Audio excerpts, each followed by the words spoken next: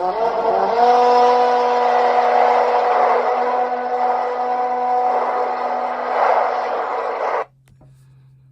there YouTube, welcome on back to Artichoke Dip. My name is Rob, solo tabletop gamer. And, well, I've switched things up on the tabletop. I got some new terrain in. Thank you so much, donated by Ken W. And so I've been going through it, spent a day doing a lot of primering. It's really not good video content, to be honest with you, because really the only thing you're going to get out of it is you're going to hear an airbrush compressor going, and you're just going to see a lot of black paint being sprayed on stuff. Yeah, maybe I'll do a video on primering, but as much that I was primering and how much I was putting down, it just would not have been a very good video. And on top of that, when I go to do my primering, I like to crank up some music and just go into my own little world and go about doing it that way. But in this video, we're going to get into some miniature painting. I'm going to show you some of the techniques and the things that I do. I have some various terrain pieces here. They are already primered. I put about 3 decent coats of primer on them. And I use an airbrush, of course, so I'm getting a real nice coverage of it. It's really going to work real well down into the recesses of all these little cracks of the brickwork, and particularly the flooring too. So when I go to dry brush, it's really going to pop and look really nice and give the appearance of a lot of natural shadowing to it, which is what I'm going for. And I really, really do enjoy the dry brushing technique. It's my favorite part of, terrain building, or even painting minis. It's like the absolute best part. I also have, this was unique, it was the only one in there, and it's a corner wall, which looks like it has a piece that's been eroded from weathering over the years, but it was the only one in there like this. So I decided to pull this one out and primer this first, because the rest of the terrain pieces I have, I'm just going to primer them all, and it's going to take me a while to primer all of those. There's quite a bit, and I have a limited amount on my tabletop to be able to work with, so it's a process, an ongoing process. I got some barrels here. I'm going to get into some wood techniques and some tables. And of course, I have a couple of minis that I have yet to be painted. I have color ideas in mind that I want to do, and I was going to show you how I do that from the base coat and going through the mini. Now, one thing I am going to tell you is that this is a one-man operation. This is just me in my gaming den and with my camera right here doing this. So you're not gonna get all them great camera angles that you'll see from more professional, I'm gonna say, painting studios that can actually, afford to pay somebody to run a camera and get every single angle to make it just look absolutely wonderful. You're not gonna get that. You're just gonna get Artichoke Dip in his gaming den with his minis and his paints. So if this sounds interesting to you, let's jump on into this. Couple disclaimers got to get out of the way first. First thing is, if you like the video, let me know. Click the like button. I'll make more content like it. And if you've just stumbled across my channel, you like everything tabletop, from RPG games, the terrain creation and building, to miniature painting, and just every facet of the hobby, you found the right place. Don't forget to click that subscribe button followed by a bell icon. And then when I do upload new content, you're going to get a notification of it. So it helps you out. I've already seen the content. I made it. All right, so let's jump on into the tabletop and let's get into the very first thing I'm going to cover, and that's going to be base coating and how I'm going to base coat both of these miniatures, and that way it'll give them time to actually dry and set up and I can focus on my other terrain pieces and some dry brushing technique and show you just how fast these things really go and how simple it really is. All right, my friends, let's get to the tabletop. Okay, so the two miniatures I want to paint, and how I personally do this, and it just, to me, you can get more done in less time, and you don't have to waste as much paint either. So I have this cool looking Ranger right here, and really I'm loving the cloak, but I also have this old school pig-faced orc like we would see from 2nd edition AD&D and the original AD&D. I love it. And, you know, it's putting a smile on my face right now just looking at this. But I too also want to make him in a green color. And, well, using different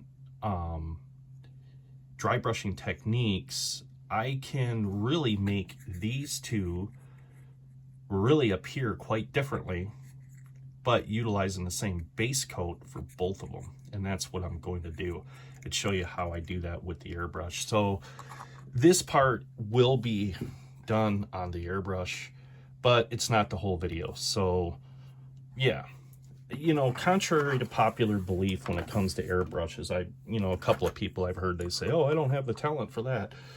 Well, I'll let you in on a little secret. The airbrushing part is not hard.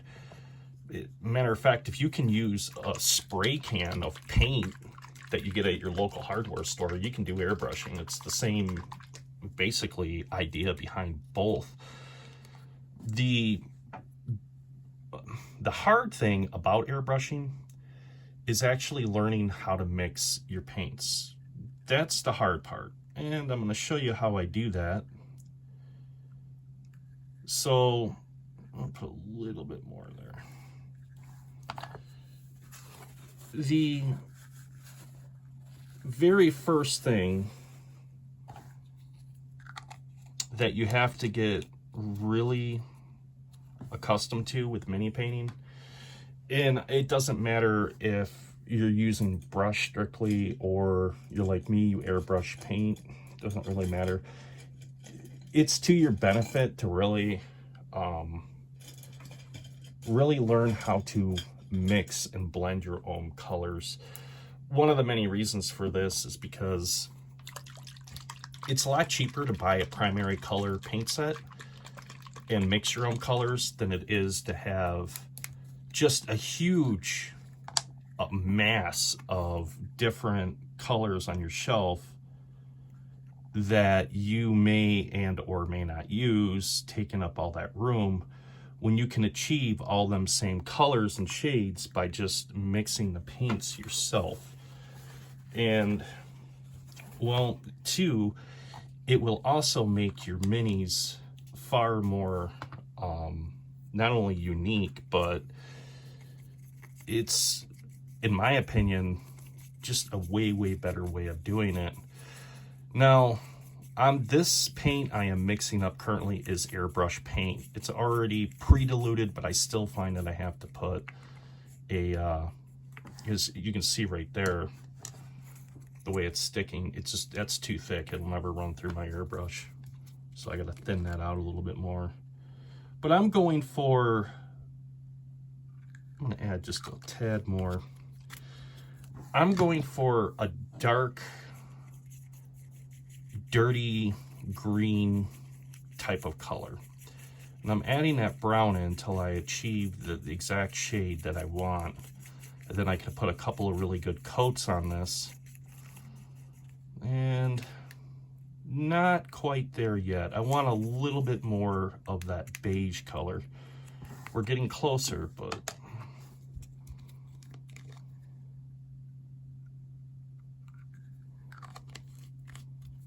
let's add just a little bit more into there. So it's not going to need much more to actually do this. And I always use a brush when I stir up my paints. You know, I tend to stay away from toothpicks or skewer sticks or stuff like that, because the paint you can really, okay, there we go. You can see right there, that's the shade I'm really looking for. I like that, and that's gonna go a very far way for me. Well, I'll be there they are. I just need to rinse my brush.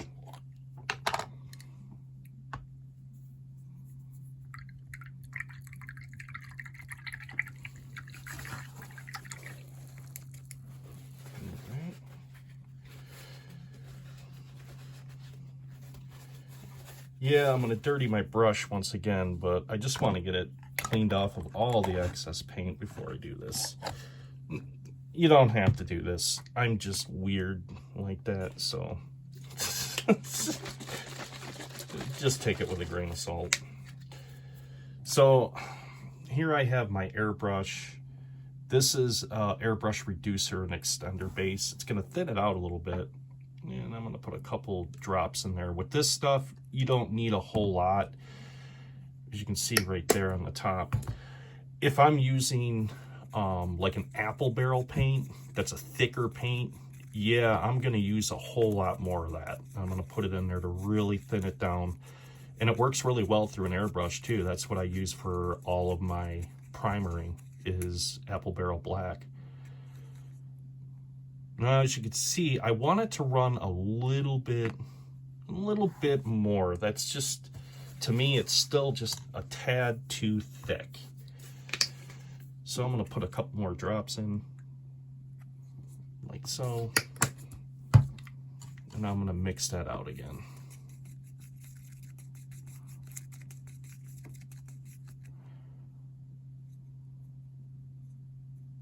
Perfect. You can see how it's running now. That's what I'm looking for. But here's the thing. I'm not 100% sure yet. I have to run a little bit through my airbrush, make sure it's actually really covering and moving through the brush really well. So I got to do a test run. And, well, let's do that. And typically, what I will do with that, because I'm going to be base coating 2 different miniature pieces, so I'm going to get me a larger vial, like this, container, whatever you want to call it, for your airbrush. I've already cleaned my airbrush out. As you can see, I cleaned it the last time I used it, so it's very clean. I'm not going to have to worry about any mishaps that can sometimes happen if you don't clean them out. But it's always good just to test to make sure your needle's moving, yada, yada, yada. Make sure the chamber is clean, which it is. I know it is because the last time I used this, I cleaned it out. I'm going to thread in this guy right here. Let's get the compressor turned on.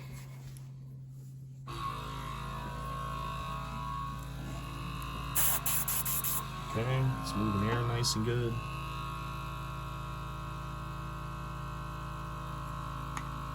Let's just do test spray.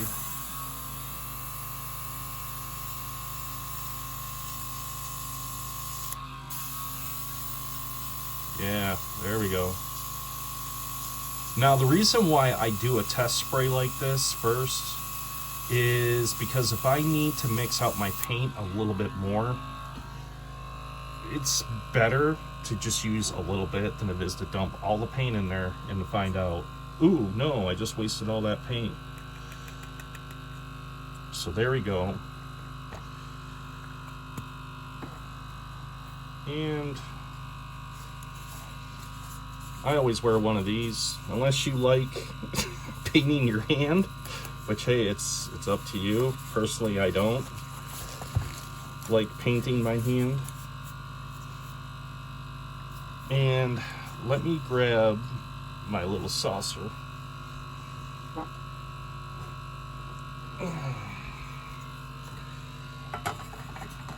this does make airbrushing it's far easier because I can just turn this whole thing and then I don't have to worry about really disturbing the minis a whole lot.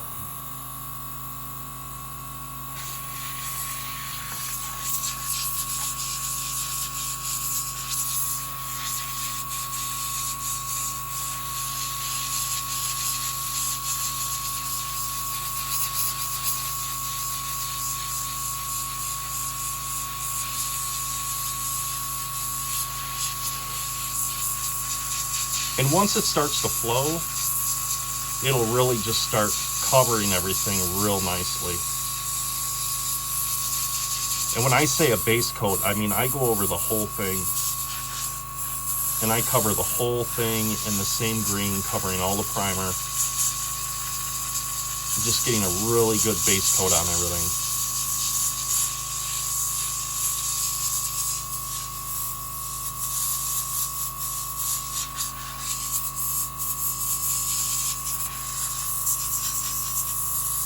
Yeah, it's covering really good.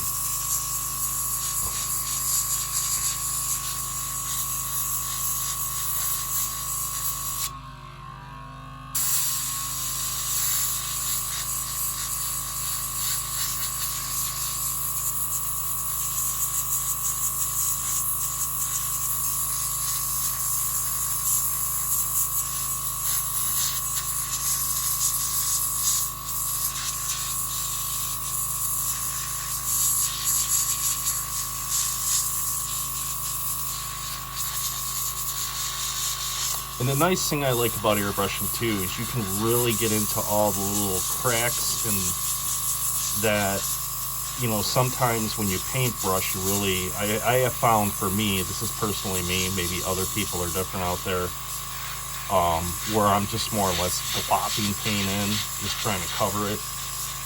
And then it takes away from some of the detail, whereas of this, I don't have to worry about that. I'm just literally able to use a couple of nice thin coats, cover everything, and really retain all the detail that I need.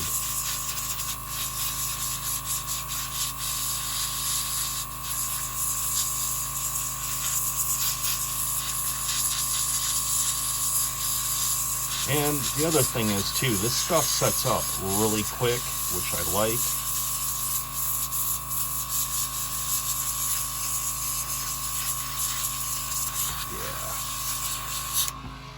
As you can see, we already got a pretty decent base coat on that. I'm going to let that sit and begin to dry. Now off to the Ranger. We're going to do the exact same thing.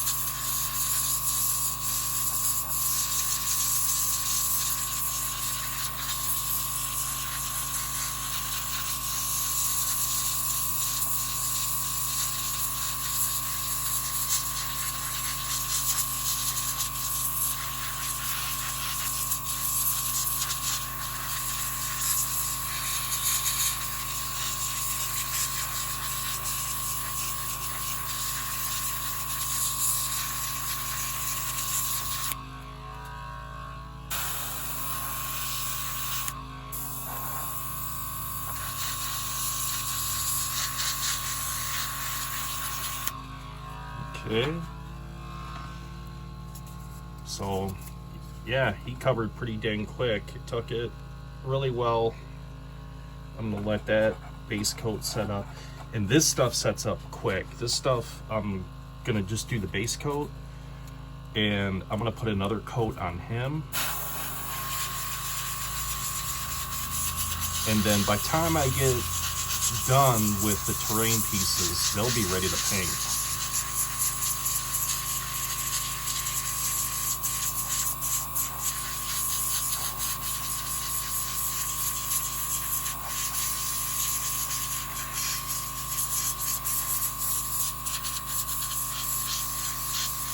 And the nice thing is too, after that paint really sets up, you can go back over and you'll see a few spots where you have blemishes, maybe it didn't cover as well, and it gives you a nice opportunity to really touch all those up, fill that stuff in.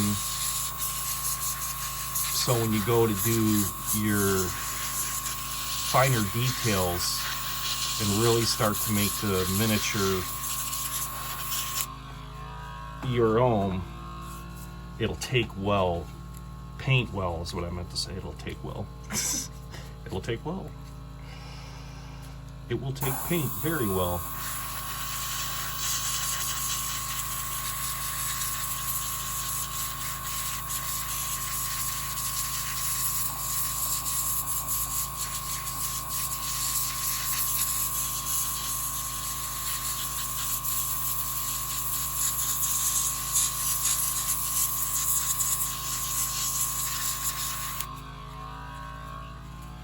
As you can see, because my glove's starting to get sticky, down here you can see where, you know, some of that paint got caught by my glove. It's a good time I could touch that up real quick, fill that right in, and really begin to work and fill on all the folds of the cloak now. And really start to fill in all that detail, put a really good base coat on everything.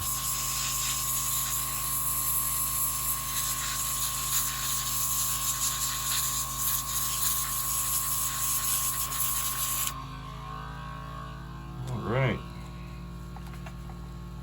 that should do that. Now it's time to just let that paint set and dry, and I can move on to the other miniature pieces now. So it was in this point of the video I had decided to spare you guys the really boring part of cleaning an airbrush. One thing about airbrushing, I love it. Don't get me wrong. I love how it covers, doing base coating. It has improved the way that I do miniatures just 100% compared to the way I did do them before that. I would never do it any other way. But, you know, when it comes to cleaning an airbrush, it's downright boring. It's running a lot of water through it, cleaning the chamber, removing the needle, cleaning the needle, taking everything apart, and then reassembling it, testing it, running the air through it, make sure it's dry, just to get it set up for the next time. So I decided, you know what? It's not good video content. We're going to leave this out. Let's get back to the video, guys. All right. So I figured I would spare you the boring part of dismantling the air gun and airbrush, I mean, in cleaning it and all that. And we would just jump straight to working on these and showing you how simple this actually is to do, and what paints I use, actually mainly on all my miniature stuff that I use. And contrary to popular belief, you don't have to break the bank and go and buy a $200 or $300 paint set with these small little vials like this of paint in it. It's a waste of money. And I know some people would strongly disagree with me, but I have found some of the best paints I have ever used that have lasted as long as they have and been as durable has been right here, Apple Barrel. You can get this at Walmart. Just simple paint. So when I go to paint dungeon tiles or any type of terrain scenery that will include any type of rocky outcroppings, there's you know, I'm going to stress this a lot, and you have to remember this 3-color rule. If you can remember that when it comes to mini painting or terrain painting, you're well on your way. And you have to think about it this way: one color is going to cover 60% of your terrain and or your model. Okay, The other 40% will be your secondary color that you choose. And then to do your highlighting or to really make the details pop, you're gonna want to use your last color, which I'll be using white, as your 10%. And if you can keep it within that perspective, and it doesn't matter whether you're painting minis or not. As a matter of fact, let me grab an example for you. Here are some minis I just recently painted up, and I tried to make a video out of it, but the shots were just horrible. But same thing with these guys. I use the same rule, 60-40-10. Same thing with these undeads, or skeleton warriors, whatever you want to call them, 60-40-10. Here's another example, 60-40-10. Worked out really well. And so let's get started on this. Let's get a palette out here, get it going, and show you just how simple Artichoke can make this.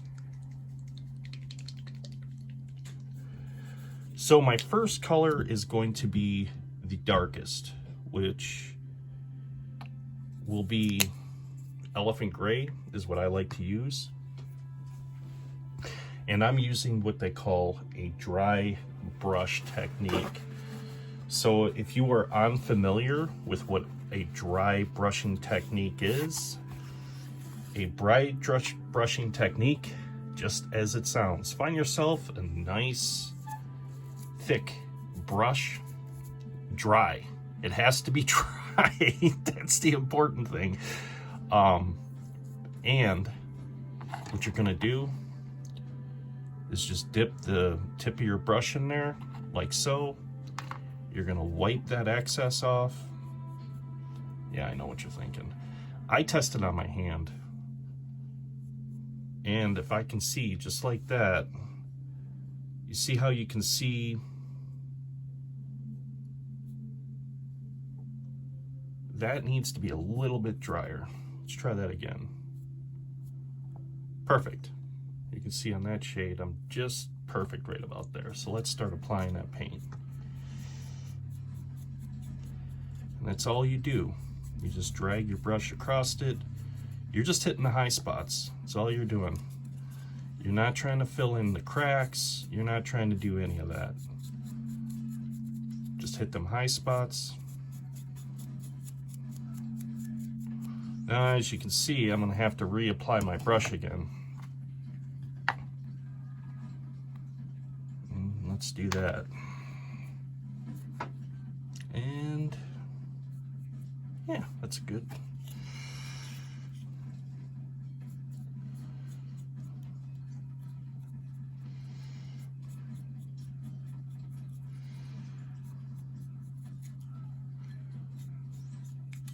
I have to just,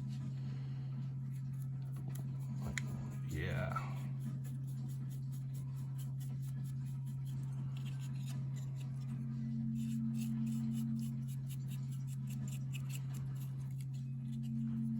I love painting. It's very relaxing, and it's, like I said, it's one of my more favorite parts of the hobby. I love gaming. I always will love gaming, but there's just something about terrain painting and creation that I'll tell you, it's cool because you enjoy it while you're doing it. You enjoy the results when you're done with it. You then enjoy putting it out on the table to build your maps out of. It's excellent in my opinion. You got a little bit of a gap there. So what?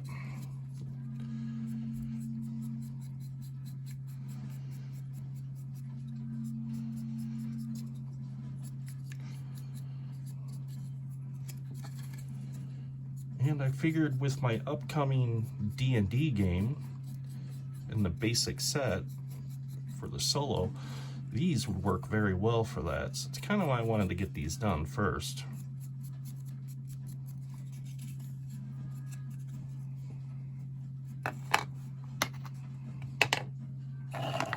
Now the nice thing about dry brushing too is your paint will set really quick. As a matter of fact, this is something, if you have enough terrain pieces, you can set up like an assembly line, and you can go through, do your primary color, and then by the time you get down to your last terrain piece, you can start on your secondary color, and you can just grab that very first terrain piece that you did and just start working your way back.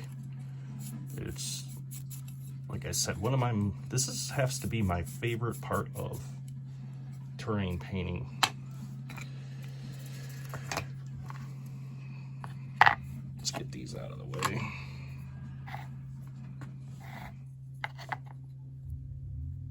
And as you can see, I'm realistically, if you look at this, more paint's going on the paper towel than it's actually going on the model, but you know, that's the nature of the beast.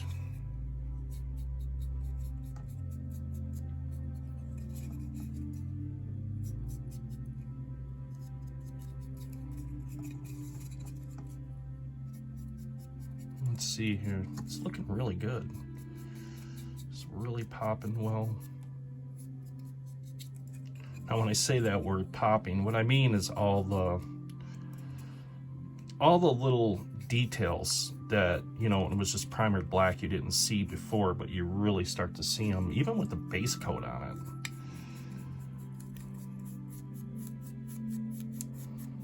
And you want to make sure you really pay attention to the shadowing. And I mean by that, you can see how these bricks are broken up and it's got the deep recessed line. You don't want to fill those in with paint, otherwise it's gonna kind of screw everything up for you. And then what you'll find, you're gonna be doing one of two things. A, stripping all the paint off the model and redoing it, or if you got a thin enough coat, you can just go back over with a fresh primer coat and re-primer it and start all over again.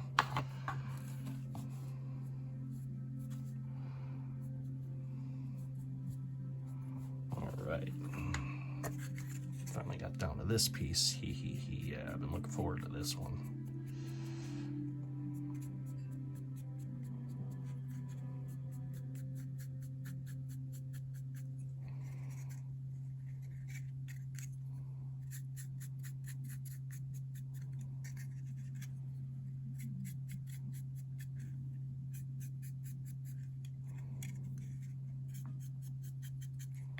There we go.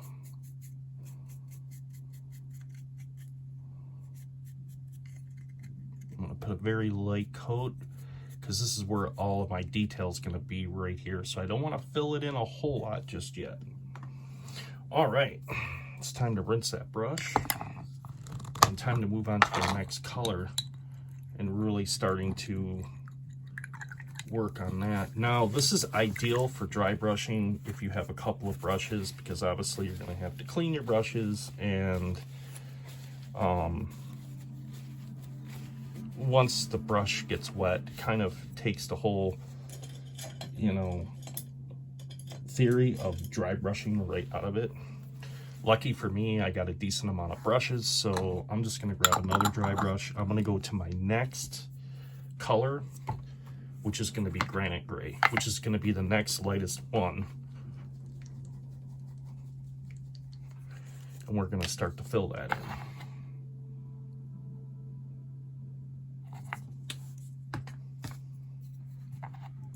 Now this is a softer brush than what I had originally. So the paint is going to go a whole hell of a lot further on this and cover a lot better. So these you have to be real, oh yeah, look at that, it's gonna be perfect. Real mindful when you go to use these, and make sure that your consistency on the brush is correct, because if not, it's you're gonna be very surprised. Now you have to keep things in perspective. If you remember what I explained earlier, 60, 40, 10. And it's easy to get carried away at this point but I try to just focus on the high spots of the model with the detail. And I try not to focus a whole lot of this on the areas that don't really matter. Like down here is not going to really matter. You're not even going to really see that most of the time. Okay, that one looks pretty decent. It's already looking like stone.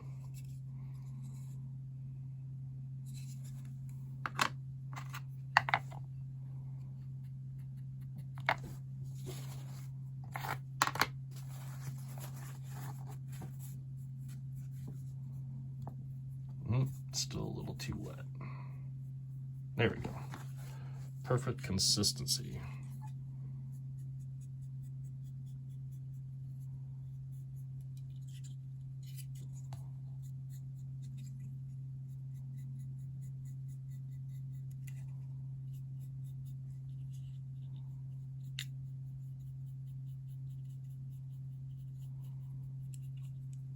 Yeah, there we go.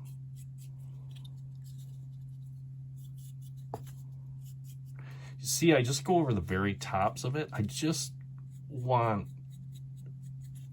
those areas that have a lot of detail to pop, so you really notice them. So when you do look at the model, you know, you're going to see the varying degrees of the shadowing compared to what's going to look like the stone, and it's going to give that perspective of depth and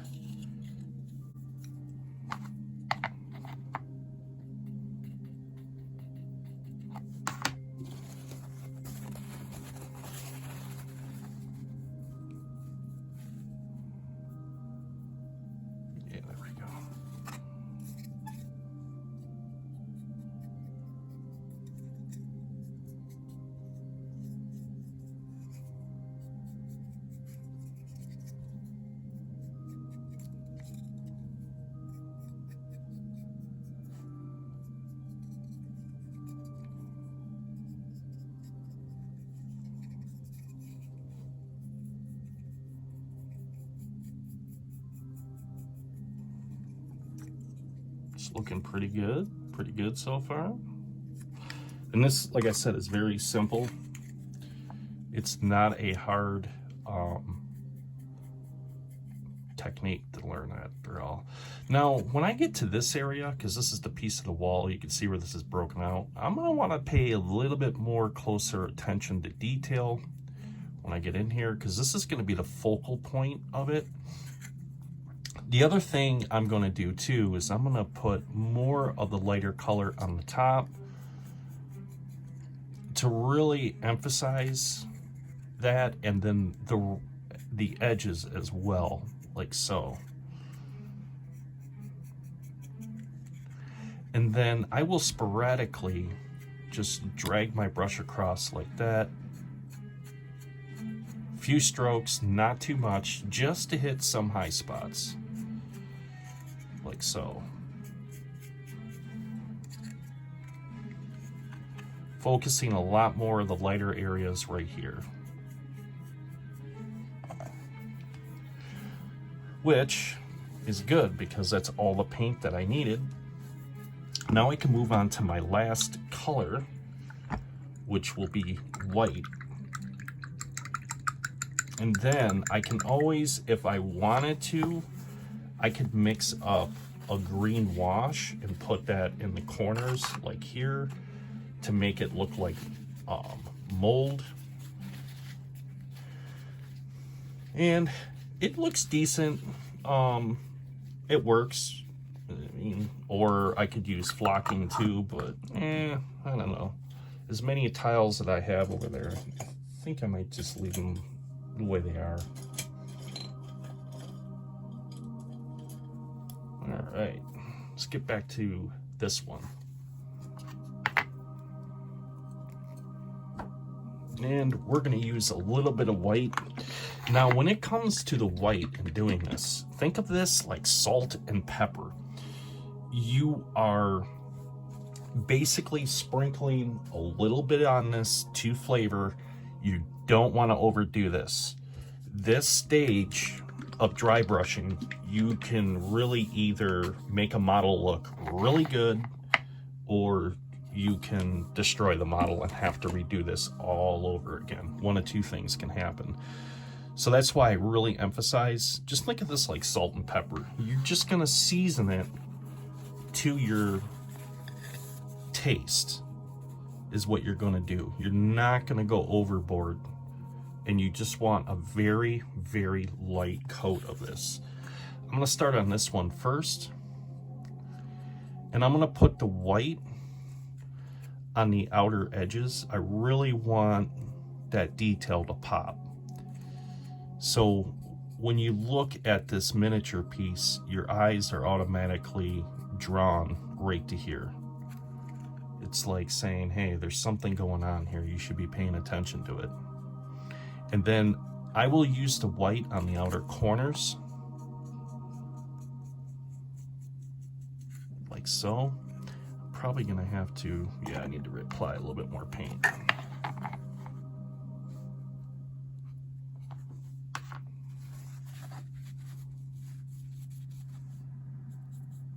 There we go. I'll do the same here. I'm just going on the corners. I'm not gonna go over the whole entire model. I just want the tops. That's all I want. Like so. Now, one other thing you can do if you want is you can go down the sides just a little bit on each corner, not a whole lot, just to really make them pop.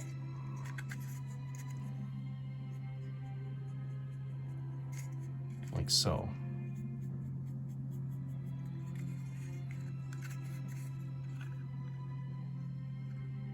Okay.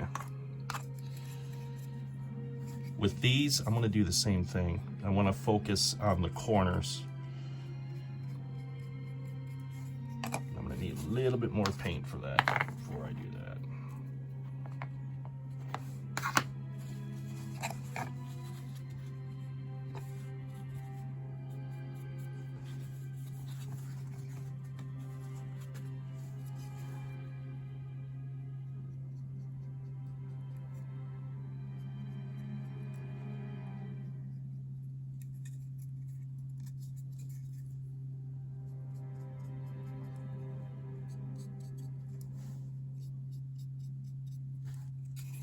So as you can see, I'm not really putting a whole lot of white on the model whatsoever. Just very sporadically here and there, just to really make the edges stand out.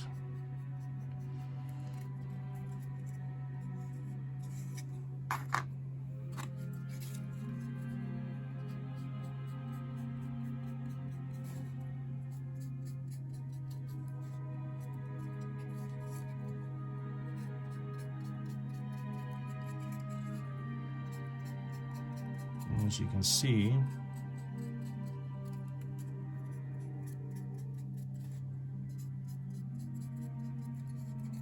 it's working very well. I like it, as a matter of fact.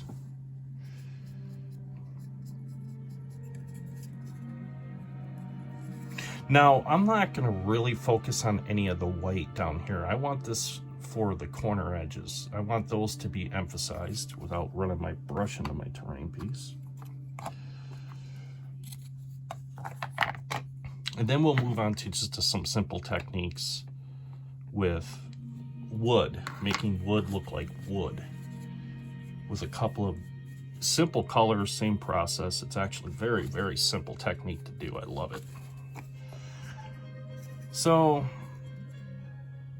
just making sure I didn't already hit this one, which looking at it, it doesn't really appear.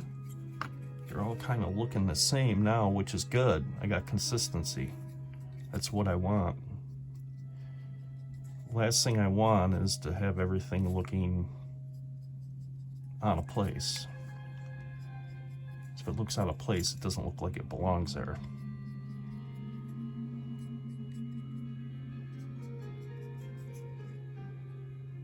Okay.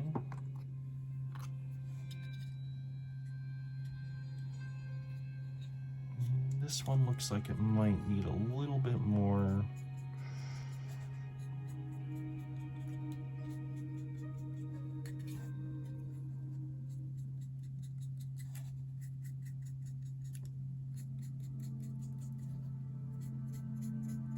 Like I said, I'm just focusing on the corners.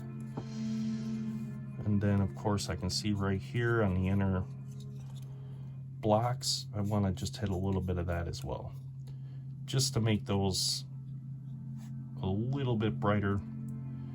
But for most part, I'll go around this edge, why not? Just hit some of that too, just to make it look a little bit different, contradicting exactly what I said. Okay, so there we have it. I mean, it's a very simple technique. You really don't have to be an artist to do this. I think that's like one of the huge misconceptions about mini painting that I hear from a lot of people is they're like, well, I don't have the artistic capability to do that. Well, this is just technique.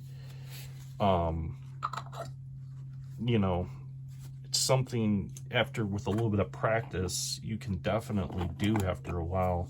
And like I said, these dry quick, you know, within about 10 minutes of your last coat of paint, realistically, these things are ready for the tabletop. Now, with that being said, you know, it depends on exactly how much paint you put on and how thin of a layer that you did put it on. But I'm more than confident putting my newly painted minis on these and not worrying about any paint transfer whatsoever. And they look pretty good. I mean,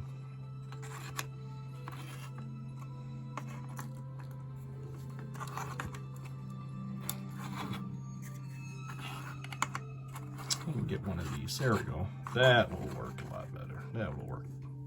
That looks a lot better like so. I have a skeletal warrior here with the dwarf coming through the doorway.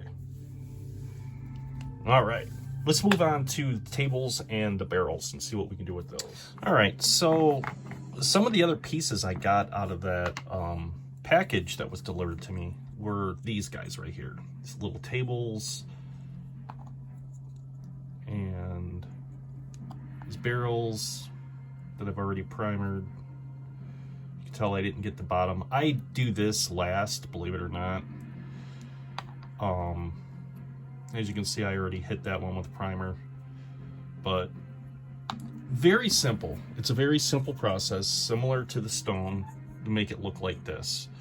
And let's see how I do that in a very simple way to do it, as a matter of fact. Now, one of the colors I really do like, I use it a lot, whether I'm doing like just a natural terrain base color.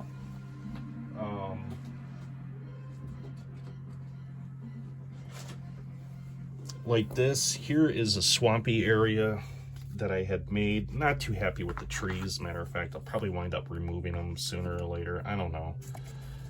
But, you know, I based this with burnt umber. Then I went back through and I carved some foam, put that in there. And then, of course, I highlighted it with some different techniques, basically. A little bit more beyond the scope of this video, but just to give you an idea of how versatile burnt umber really is. And can, you know, it's one of those things, if you get into terrain building or, hell, even miniature painting, it's one of them colors you're really going to want to have around. You're going to use it a lot more often than you think you are. But first things first, a little bit of burnt umber. And with this, when it comes to doing wood, I like to find a nice,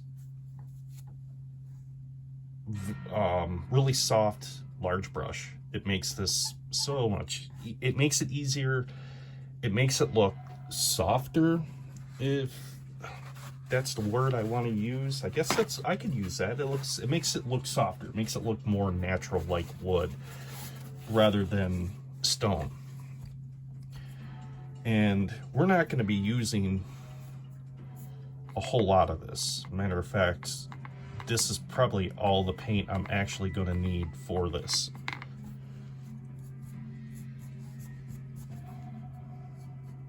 A little bit. There we go.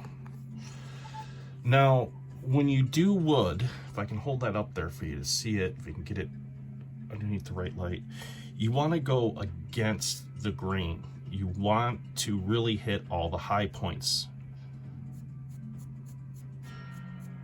leaving the shadowing. Go around the table. And it's a little tough to get in between. Whoop.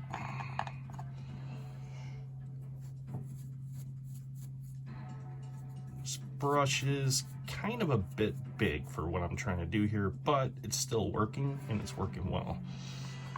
And like I said, you go against the grain on it, you'll never go wrong. If you go with the grain, you're gonna fill in all of the shadowing, and then there are ways to fix that. I've ran into that before, and it turns out pretty good, but it just never has that natural shadowing like it originally did with the primer coat on it. But there we go. I'm gonna go around just the outside of the table one more time. Barrel's pretty straightforward. First thing I do, hold the barrel like this.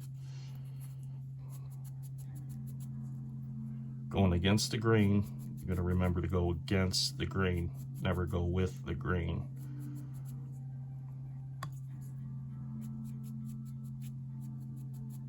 There we go. Same thing here. We're going to hit this barrel real quick, and we'll be done with this brush and this paint. Didn't need a whole lot of burnt umber whatsoever.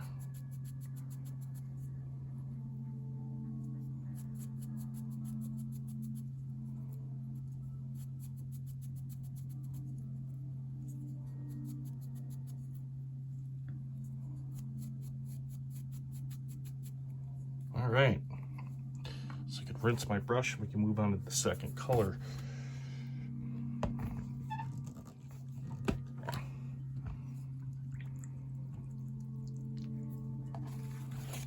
And as you can see, they look kind of, well, boring.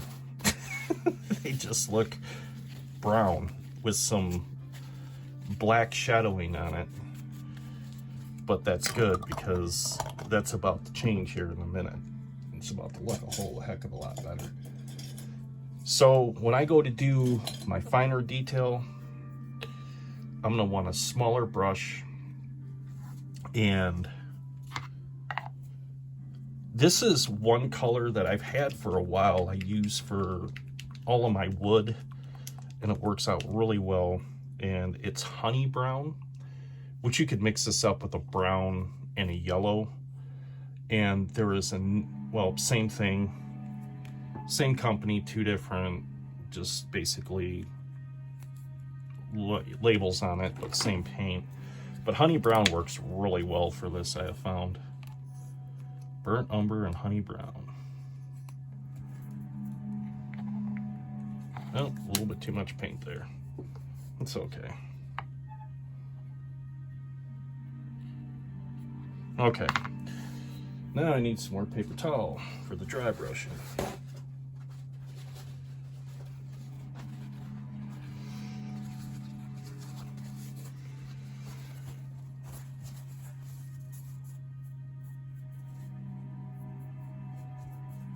Huh, you can already see it on my hand. It's already starting to take on the wood texture. Same thing. You're going to want to go against the grain, never with the grain, against the grain. Nice light touches.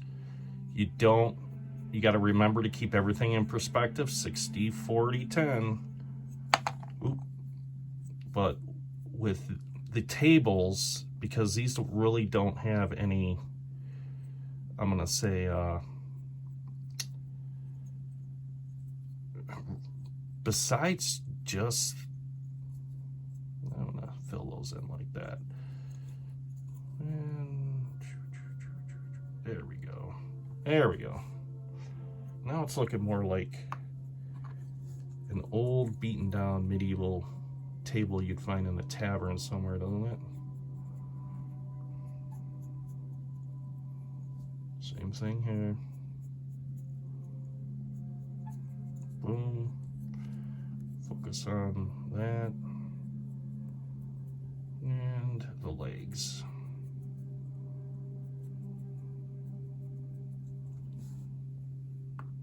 Now, realistically, I could leave those just as is. And I mean, as you can see, if you look at this in comparison to my other terrain, I mean, you see I use the same technique and I have the same results.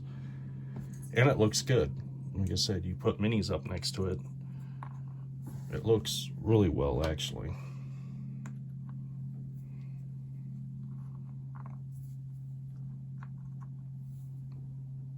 All right, so let's get to them barrels, shall we?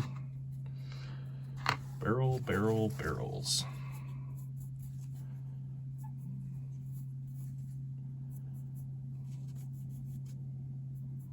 All right, I don't want too much paint on this, so, but I had to reapply my brush.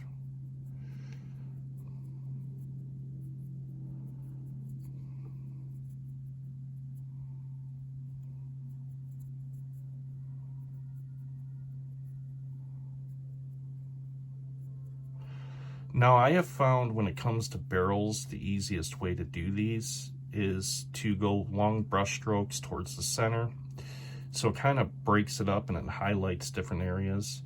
And then once you get to the top, go one way against the grain and then come back across and really highlight the top of the barrels. And I will do the same with the bottom of this barrel like that. Of course, I got a little bit more to add into that. So once again, I focus on the center, like so. Just smacking the brush back and forth like that to hit all the high details. And then I want to do the top. Really focus on the top. Go against the grain at first to hit the top like that. And then when I'm done, you can see it's really highlighted really well. And the bottom. Okay. That is that. Time to rinse this brush. Now I'm only going to add one more color to these. As far as the tables go, there's not really a whole lot other than wood detail on them to really, you know, do anything with. The barrels have those bands around them, and I want to put some metallic gray. And I have, let me see, I could go for a gunmetal gray, which I think is going to look the best. The gunmetal gray is actually going to be a duller gray. It's not going to look like a, you know, a weapon silver where it's going to stand out. Now for this, you are going to want a very fine pointed brush, and you know, you can get fine pointed brushes just about anywhere that sell paint brushes, but the finer the better, really, honestly.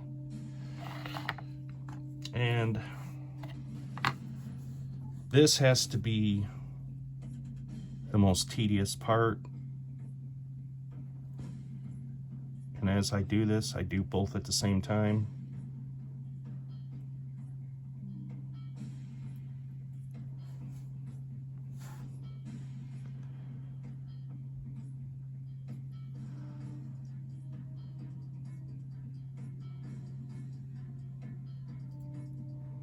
And it does take a lot more concentration to do this than it does just the dry brushing method. The dry brushing method, you're just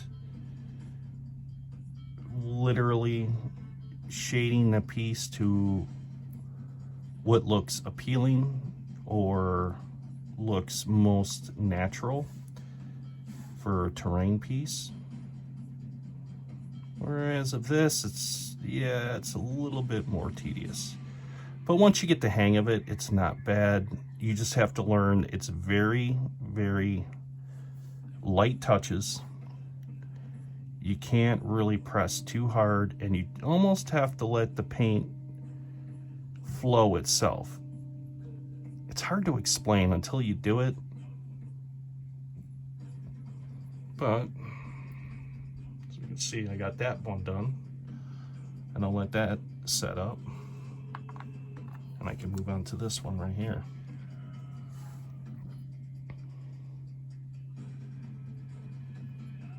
Of course, I do both bands at the same time, so that way when I'm done, I'm done. I don't have to worry about focusing on another band and possibly putting my finger in it and then getting it all over the model and going through that headache. Been there, done that, got the t-shirt to prove it, and I don't want to go back. Yeah, my hands are getting a little shaky.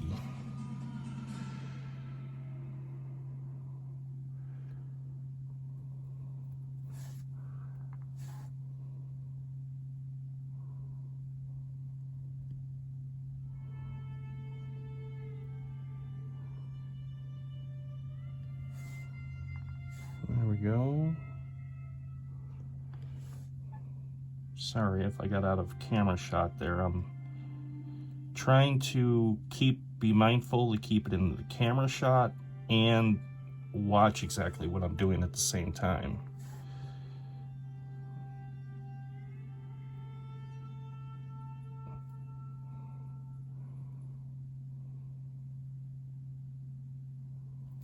Okay.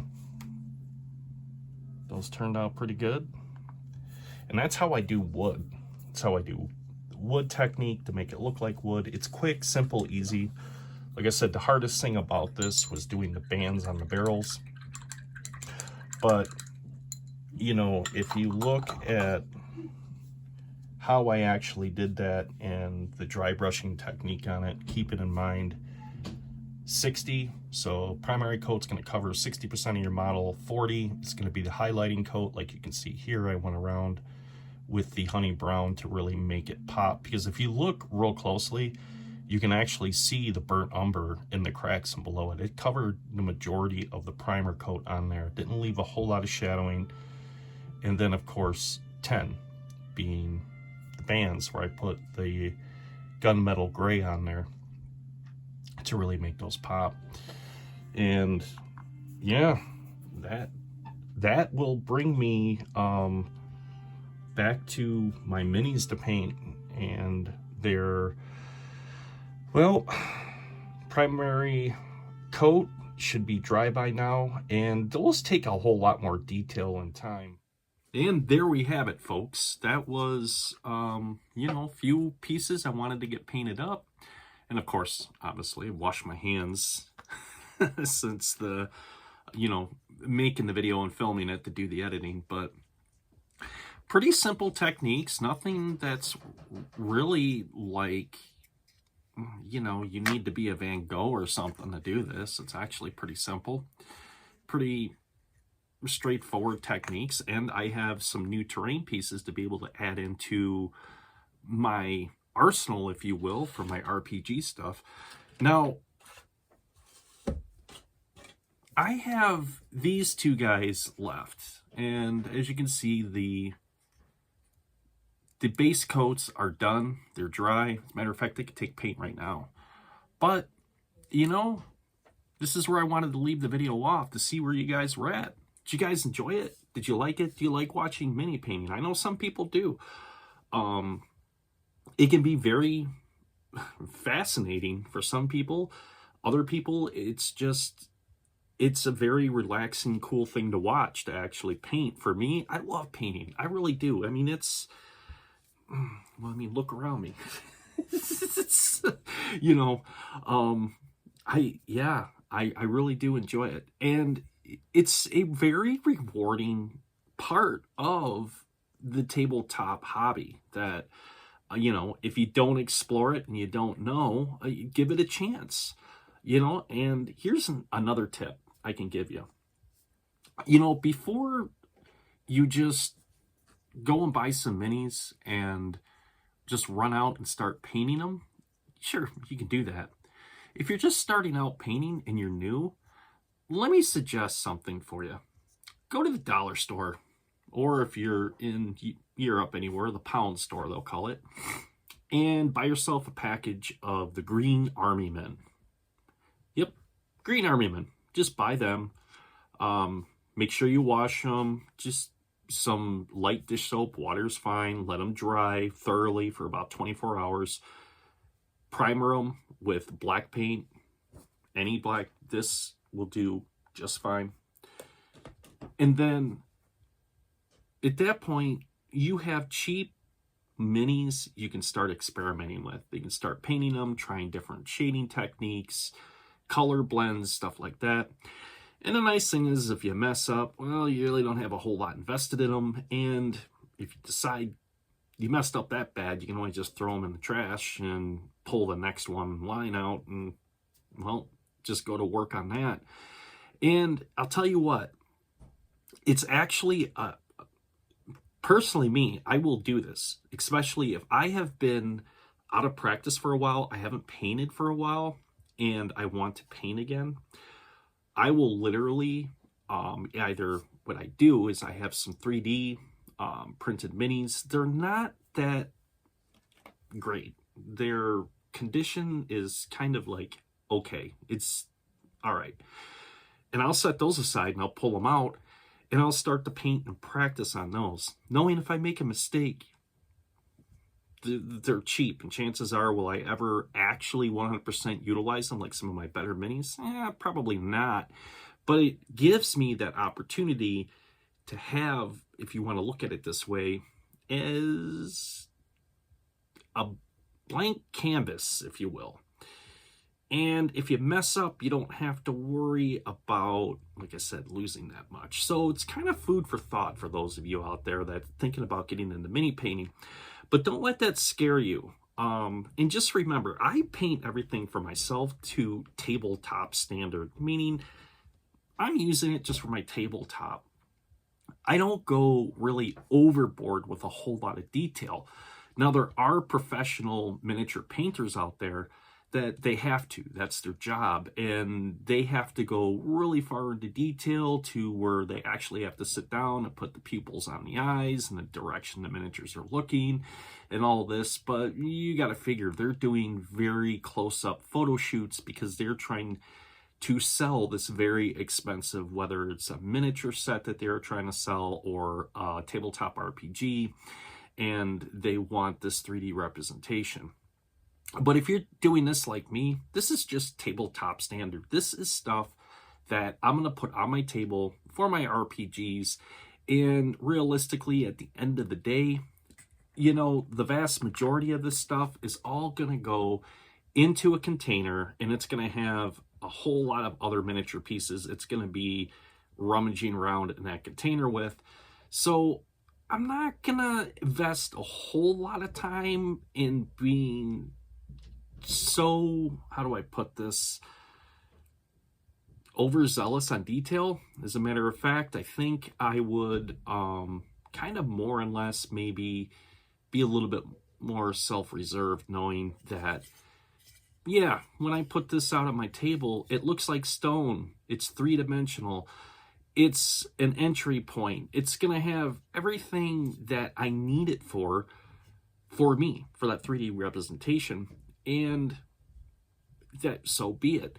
And as a matter of fact, when I do paint my stuff, I mean, even if I was to get a officially licensed D&D right here miniature, even if I hold that close up to the camera where you can see it, if you notice, there's not really a whole lot of detail in the face whatsoever. More of the detail has been really focused on the armor, which I like. I really do like that. And if even if you look close at the sword that he's holding, which is I guess supposed to be a spear, and it's sharpened down there at the bottom. You can tell that they just left that the base coat color. As a matter of fact, they didn't even do anything to it.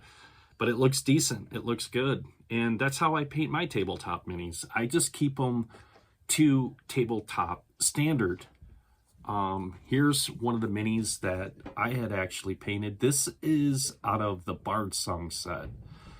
Now this, I went a little bit more, you know, overboard. I took a little bit of, I'm trying to remember what that was. That was a varnish coating is what I did to make the cloak appear more shiny, more vibrant, because it's a magic user class. That's what it looks like to me. But, you know, even if you take a look at the face, I do the same thing. That's tabletop standard. I don't really put a whole lot of emphasis into that, but some people do. And if you're one of those people, hey, game on. I envy you, because I am not. And I keep everything at tabletop standard. But before I round this video out and I end it out, let me know, guys, if you like this and you'd like to see more, you'd like to see me do some more painting, you know, drop me a comment. Let me know. I try to make the content that, you know, the vast majority of people out there that watch enjoy to watch. Because, well, that makes it worth the time and the pain in the butt of YouTube and everything else you have to sit through for the video. So, but nevertheless, the only way I'm going to know is if you let me know. And with that being said, my friends, I think this is where I'm going to round the video out. And with that being said, these are my thoughts, not yours. And this is Artichoke Dip, signing off.